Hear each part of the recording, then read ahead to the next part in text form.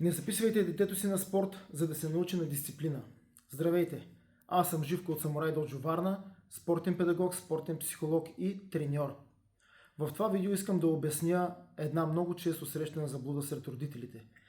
Много хора вярват, че ако запишат детето си на спорт, то автоматично ще стане по-дисциплинирано, по-слушащо, по-организирано. Истината обаче е малко по-различна. Дисциплината не се създава в спортната зала. Тя се създава у дома. Спортът може да я развие, но не може да я изгради от нулата. Дисциплината е навик, а навиците се изграждат чрез повторение, ясни правила и последователност. Това означава редовно идване на тренировки, ясно отношение към спорта и уважение към правилата. Ако детето идва когато има настроение, ако често пропуска, ако постоянно сменя спортове, то всъщност не учи дисциплина, а учи, че правилата са по избора.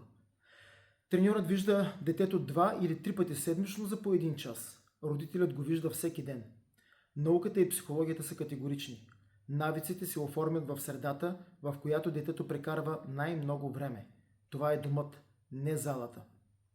Дисциплината у дома не е само дали детето ходи редовно на спорт. Тя се изгражда чрез всички други задачи и изисквания. Време за сън, време за учене, поети отговорности, довършване на започнатото и ясни граници в ежедневието. Когато у дома има структура и когато родителят подкрепя постоянството, спортът започва да възпитава.